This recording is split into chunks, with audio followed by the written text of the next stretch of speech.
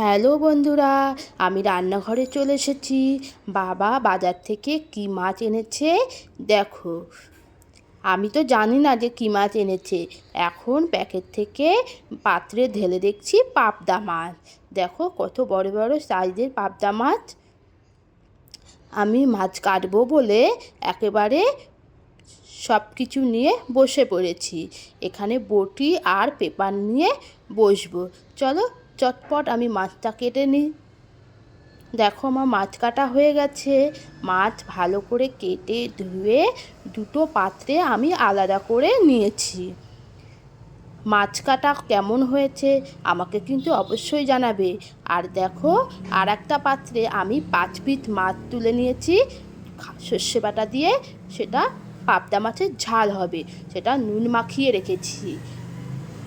আর এই পাত্রে আমি মাছটা 6 পিস তুলে রেখেছি, সেটা বেগুন আলু দিয়ে মাছের ঝোল হবে।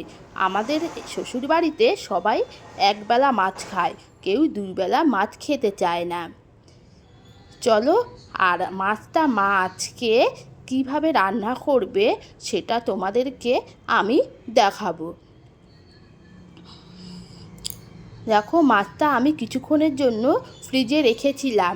ফ্রিজ থেকে বের করে এখন নুন তো মাখানোই ছিল, হলুদ আর ময়দার গুঁড়ো দিয়ে দিয়েছে মা নাকি বলে ময়দার গুঁড়ো দিলে নাকি পাবদা মাছ ফাটবে না।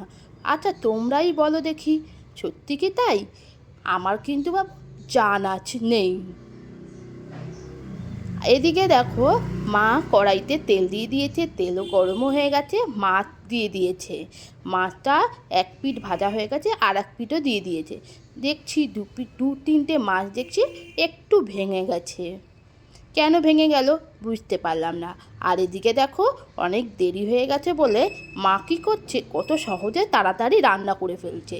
মাছ ভাজার ওপরে দিয়ে দিল 5 ফোড়ন, আর দিয়ে দিল শস্য পোস্ত আর লঙ্কা বেটে দিয়ে দিয়েছে। আর তার সাথে দেখো নুন আর হলুদ আর 2-3টে টমেটো কুচি। এরকমভাবে সহজ পদ্ধতিতে তাড়াতাড়ি রান্না হয় কি না আমি বাবা জানি না, তোমরাই বলো দেখি এরকম হয়? দেখো এদিকে মা মশলা কষিয়ে অল্প একটু জল পরিমাণ মতন দিয়ে দিয়েছে। এবার মাছটা সুন্দর করে ঝোলে ফুটবে ভালো করে। এদিকে দেখো মাছের ঝোল ফুটছে, গ্রেভি অল্প একটু রাখবে। তোমাদের এই ভিডিওটা কেমন লেগেছে আমাকে অবশ্যই কমেন্ট করে বলবে। তোমরা এমন করে কে কে খাও আমাকে অবশ্যই জানাবে। সবাই ভালো থাকবে, সুস্থ থাকবে, সাবধানে থাকবে।